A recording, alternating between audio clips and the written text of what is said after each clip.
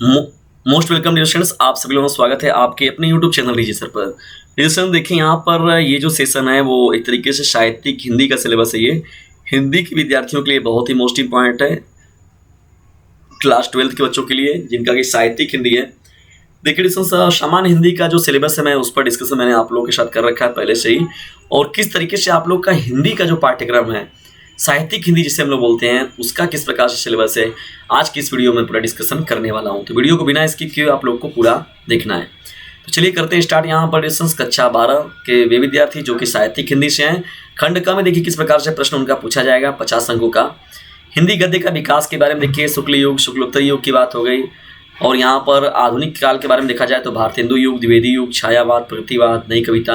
पाठ्यक्रम में निर्धारित गद्यांशों पर देखिए 5 प्रश्न होता है, पद्यांशों पर 5 प्रश्न होता है। साहित्यिक परिचय पूछा जाता है, कवि परिचय और लेखक का परिचय ये तो जानते ही हैं कि हर बार पूछा जाता है, ये फिक्स रहता भी है। तो स्टार्टिंग के 2-2 चैप्टर लोगों का देख लीजिए, जो मोस्ट पॉपुलर है उन्हीं का पूछा जाएगा। कहानी चरित्र चित्रण हो गया, कहानी के तत्व एवं तथ्यों पर आधारित जो लघु प्रश्न हो गए इस पर भी बात किया जाएगा।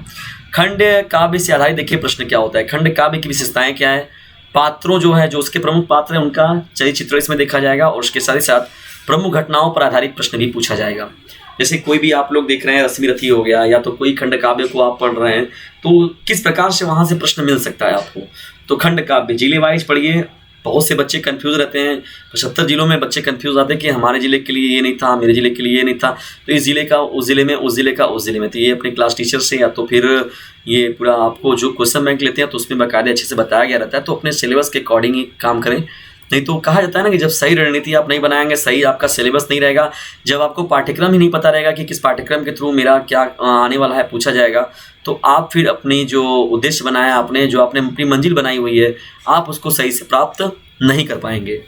देखिए खंड ख में जब हम लोग बढ़ते हैं यहाँ पर तो पठित पाठ्य पुस्तक के दायित्व संस्कृत का देखिए प्रश्न मैंने पहले बताया कि जो पहला पार्ट होता है खंड क में उसमें गद्य और काव्य से रिलेटेड प्रश्न पूछा जाता है। खंड ख में जब हम लोग बढ़ते हैं तो उसमें संस्कृत रहता है और व्याकरण रहेगा आपका। तो संस्कृत का देखिए गद्य की बात होगी, संस्कृत के पद्य की बात होगी, तो संदर्भ सहित व्याख्या पूछा जाएगा, प्रश्न पूछे जाएंगे अति लघु उत्तरी, रस के बारे में पूछा जाएगा, अलंकार के बारे में पूछा जाएगा, छंद के बारे में हो गया, दोहा सोठा, छंद चौपाई, सब एक वीडियो में समाई। डीजे सर चैनल पर अच्छे से पढ़ाया गया है। हिंदी के लगभग 60-70-75 वीडियोस बनाए गए हैं, वो सभी के सभी मोस्ट इंपॉर्टेंट है, उनको जाकर देखिए एक बार, वहाँ से देखते हैं डिस्कशन, तो आप लोग का मैक्सिमम डाउट जो होगा वो अच्छे से क्लियर हो जाएगा।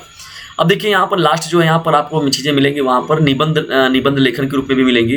तो निबंध के रूप में भी यहाँ पर जो महत्वपूर्ण टॉपिकें होती हैं, जो महत्वपूर्ण करंट में चीज़ों को जोड़कर भी पूछा जाता है, और कुछ पॉपुलर जैसे हो गया जनसंख्या हो गया, पर्यावरण हो गया, प्रदूषण हो गया, तो कुछ पॉपुलर है वो हर बार पूछे जाते हैं, ऐसे भी पूछा जाता है आपका।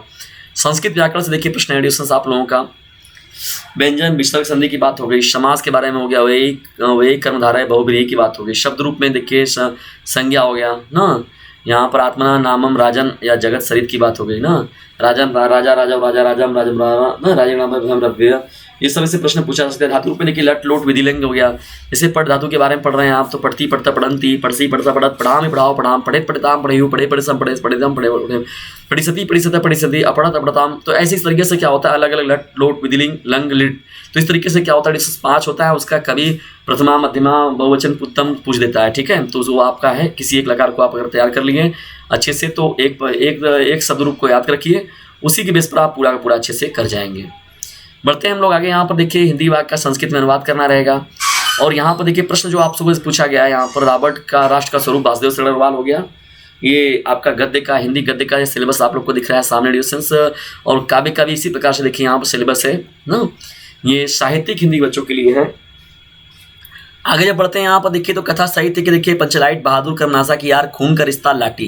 पंचलाइट और बहादुर देखिए मैंने बहुत अच्छे समझाया आप लोग को, इसको एक बार देख लीजिएगा आप लोग, बहुत ही मोस्ट इंपॉर्टेंट है। इस तरीके से आप लोग देखिए यहाँ पर जो रश्मि रथी के लिए क्या है, कौन है, पुस्तक तथा लेखक कौन है, प्रकाशन कहाँ से हुआ, और अनुदानित जिले कौन कौन से हैं, किस किस जिलों में कौन कौन सा जो ये खंड काव्य पूछा जाता है, ये देखिए बाकायदे यहाँ पर दिया गया है, ठीक है। किस जिले के लिए कौन सा खंड काव्य पूछा जाता है, ये मोस्ट इंपॉर्टेंट है ना, याद रखिएगा। ये अक्सर बच्चे कंफ्यूज होते हैं कि हमारे जिले के लिए कौन से, हमारे जिले के लिए कौन से, इनका उनका उल्टा पुल्टा लिखकर वो चले जाते हैं। खंड ख में जब आप पढ़ते देखिए तो संस्कृत दिग्दर्शिका से आप लोगों का जो पूछा गया है पाठ्य पुस्तक, ये आप लोगों का जो पूरा मिल रहा है चैप्टर वो आपका है संस्कृत दिग्दर्शिका से। तो डिस्टेंस ये रहा साहित्यिक हिंदी का महत्वपूर्ण सिलेबस। आज का महत्वपूर्ण सिलेबस आप लोग कैसा लगा इसके बारे में कमेंट बॉक्स में जरूर बताइए।